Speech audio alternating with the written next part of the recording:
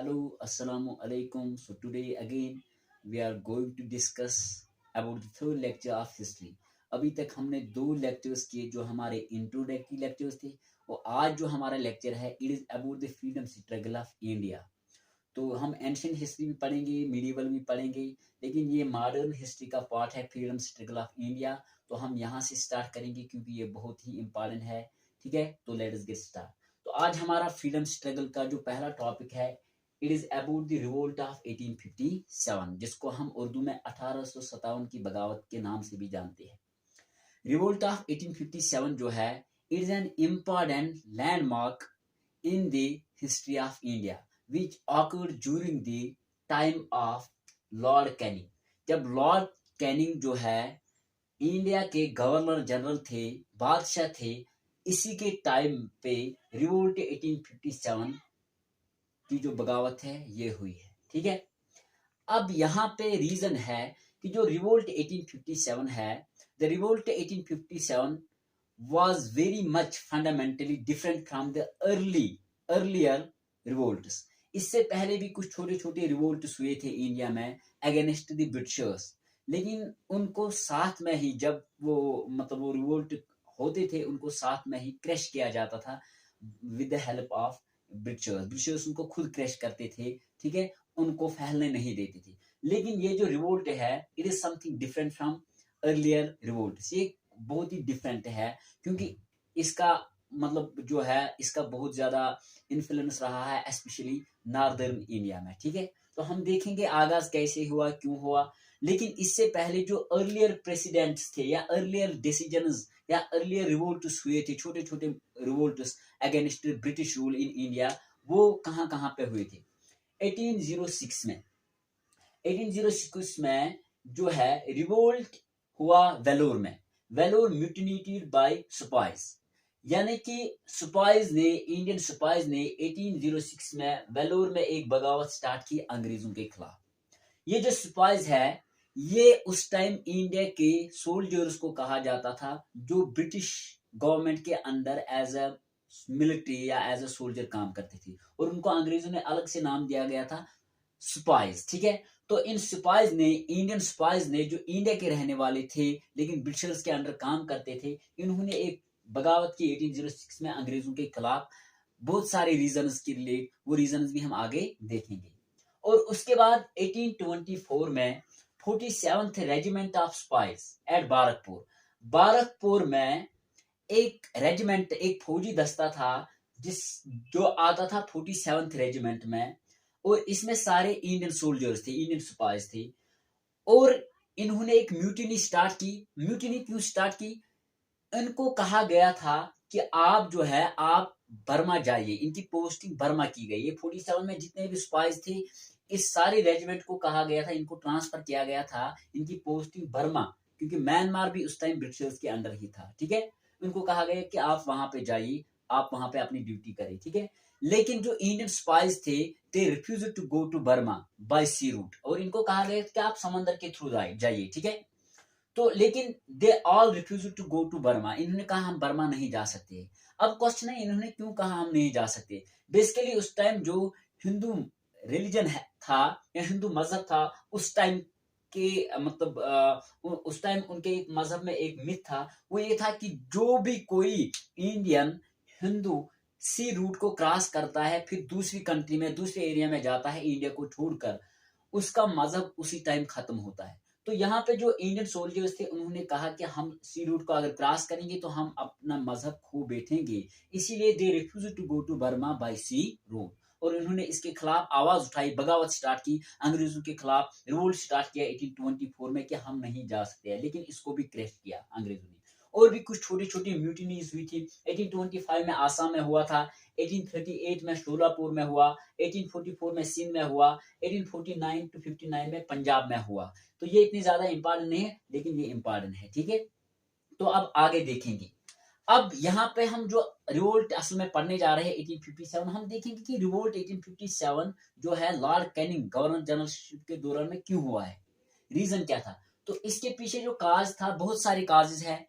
Immediate causes है, social, religious, political, economic, ये सारे काजेज है जिनकी वजह से रिवोल्ट 1857 हुआ, अंग्रेजों के खिलाफ लोग सड़कों पे आए। ठीक है, तो पहला है इमीडिएट काज। इमीडिएट काज का मतलब क्या होता है? ये वो काज था जिसकी वजह से फाइनली लोग सड़कों पे आए। इससे पहले बहुत सारे काज हुए थे, सोशल काज, इकोनॉमिक, पॉलिटिकल, वो हुए थे, लेकिन इमीडिएट काज एक ऐसा काज बना जिसके बाद लोगों का जहन जो है वो पूरी तरह से रिवोल्ट के लिए मुथित था और लोग सड़कों पे आए। ठीक है, तो इमीडिएट काज में क्या हुआ था?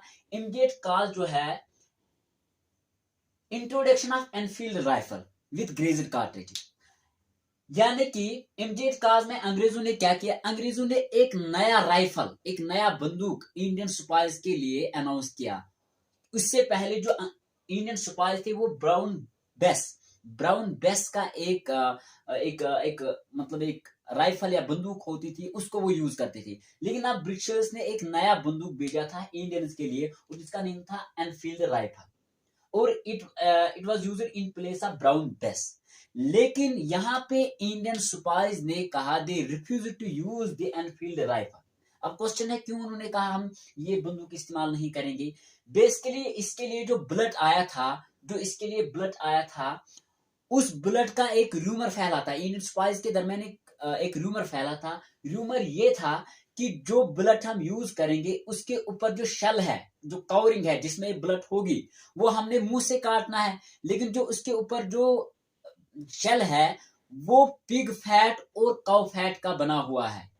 ठीक है, और उन्होंने कहा हम ये इस्तेमाल नहीं करेंगे। यानी कि उस कवरिंग को ग्रेजर कार्ट्रिज कहा जाता है। ग्रेजर कार्ट्रिज, कार्ट्रिज का मतलब होता है शेल, और ग्रेजर का मतलब होता है ऑयली, फैट का बना हुआ। और अब यहाँ पे अगर वो पिग फैट या एनिमल काउ फैट का बना हुआ था, तो यहाँ पे दो किस्म के स्पाइस थे, मुस्लिम स्पाइस थे और हिंदू स्पाइस थे। हिंदू जो है वो काउ को जो है अपना माता मानते हैं, तो वो यहाँ पे उसका फैट मुंह में नहीं ले सकते थे। ठीक है, तो दूसरे साइड से यहाँ पे क्या है? यहाँ पे जो है पिग फैट और दूसरा क्या, कौन सा फैट? काउ फैट का इस्तेमाल हुआ था। लेकिन स्पाइस तो दोनों थे, मुस्लिम स्पाइस भी और हिंदू स्पाइस, और दोनों ने कहा कि ये हमारे रिलीजियस जो हमारा रिलीजन है, रिलीजियस मैटर्स में ब्रिटिश गवर्नमेंट या ईस्ट इंडिया कंपनी इंटरफेयर कर रही है, तो इसको हम बर्दाश्त नहीं कर सकते। और they refuse to use the greaser cartridge, जो पिग फैट और काउ फैट का बना हुआ था। ठीक है, ग्रेजर मीन्स ऑयली, फैटी, और कार्ट्रिज मीन्स शेल। और उन्होंने कहा ये जो ब्लड जिसके ऊपर ये कवरिंग है जो हमने मुंह से काटना है, हम इस ग्रेजर कार्ट्रिज के इस ब्लड को इस्तेमाल नहीं करेंगे। फिर इसमें इसको लोड करना था। ठीक है, तो इसकी वजह से ये इमीडिएट काज बना, और पहले यही जो है सिपाही सड़कों पे आए, बाद में इसमें लोग भी जुड़ गए। ठीक है, और दूसरा यहाँ पे था यही मिलिट्री ग्रीवेंस। ये भी मिलिट्री ग्रीवेंस था और ये भी मिलिट्री प्रॉब्लम थी। मिलिट्री ग्रीवेंस और क्या इंडियन सिपाही फेस कर रहे थे, वो ये था कि उनका जो बाटा दिया जाता था, बाटा मीन सैलरी, वो कम थी एज कंपेयर टू जो ब्रिटिश सोल्जर्स इंडिया में यानी कि पोस्टिंग पे थे। यानी कि जो अंग्रेज मिलिट्री, जो ब्रिटिश से अंग्रेज आए थे, जो खुद मतलब इस यहाँ पे इंडिया में एज यानी कि सोल्जर काम करते थे, उनको सैलरी हाई दी जाती थी, लेकिन जो इंडियन स्पाइस थी उनकी सैलरी कम थी। ठीक है, ये एक मतलब डिस्क्रिमिनेशन था। दूसरा, जो ब्रिटिश सोल्जर्स थे उनको रैंक बढ़ाया जाता था, इंडियन स्पाइस को रैंक नहीं दिया जाता था। इंडियन सिपाहीज को जब भी जंग होती थी तो इंडियन सिपाहीज को आगे धकेल दिया जाता था और ब्रिटिशर्स सोल्जर्स को पीछे रखा जाता था। ठीक है, तो ये मिलिट्री ग्रीवेंसेस सारे थे, चाहे एनफील्ड राइफल या मिलिट्री ग्रीवेंसेस। और ये काज जो है ये इमीडिएट काज बना, उसके बाद जो है लोग सड़कों पे आए। और दूसरा काज है सोशल एंड रिलीजियस काज, यानी कि जो लोगों की सोशल लाइफ थी, समाजी लाइफ थी, लोगों के साथ उतना बैठना, उसको हम सोशल लाइफ कहते हैं। जो इंडिया में सोशल लाइफ थी और जो इंडिया में रिलीजियस लाइफ थी, उसमें भी अंग्रेज जो है ऐसी पॉलिसीज लेकर आए, ऐसे कानून लेकर आए जो इंडिया के लोगों को बर्दाश्त नहीं हुए, और जिसकी वजह से लोग सड़कों पे आए। तो सोशल और रिलीजियस काज में अंग्रेजों ने कौन से ऐसे कानून बनाए जिसकी वजह से लोग सड़कों पे आए? तो पहला है abolition of Sati. Sati system को अंग्रेजों ने इंडिया में एबॉलिश करवाया 1829 में। ठीक है, 1829 में एक कानून लाया गया जिसमें कहा गया कि अब सती को हमने खत्म करना है। सती में क्या होता था, जो हिंदू हस्बैंड और वाइफ होते थे, जब हस्बैंड की डेथ होती थी तो उसके साथ जिंदा जलाया जाता था उसकी वाइफ को। ठीक है। अंग्रेजों ने कहा ये एक इलिटरेसी है, ठीक है, ऐसा नहीं होना चाहिए, और उन्होंने इसके लिए कानून लाया कि अबॉलिशन ऑफ सती 1829 में। लेकिन इंडिया के जो लोग हिंदुइज्म से बिलोंग करते थे, उन्होंने कहा कि ब्रिटिशर्स हमारे रिलीजियस मैटर्स में इंटरफेयर करती है, इसलिए हम ये बर्दाश्त नहीं करेंगे। तो ये भी एक काज बना, लोग सड़कों पे आए। दूसरा, हिंदू विडो रिमैरेज एक्ट 1856, जो एक बेवा होती थी जिसका हस्बैंड डेथ होता था, उसको बाद में शादी करने का भी यानी कि उसको शादी करने भी नहीं देते थे इंडियन मजहब में। यानी कि एक इंडियन मजहब में एक मतलब एक कानून था ये इनके मजहब का, कि अगर कोई बेवा होती है तो वो दूसरी मैरिज नहीं कर सकती है। अंग्रेजों ने कहा ये गलत है कि विडो जो है ये मैरिज कर सकती है, तो इसके लिए इन्होंने कानून लाया, हिंदू विडो रिमैरेज एक्ट 1856। और ये देखकर हिंदूज ने कहा कि ये भी हमारे रिलीजियस में इंटरफेयर है, ठीक है। उसके बाद अंग्रेजों ने और एक कानून लाया, they allowed to Christian missionaries in India, ठीक है। इन्होंने क्रिश्चियन मिशनरीज को, जो ब्रिटिश से यूरोप से क्रिश्चियन मिशनरीज आए थे, उनको अलो किया 1850 में कि आप इंडिया आइए और आप यहाँ पे रिलीजियस प्रैक्टिस करें, आप यहाँ पे अपना रिलीजियस क्रिश्चियनिटी को स्प्रेड करें, ताकि लोग क्रिश्चियनिटी की तरफ आए।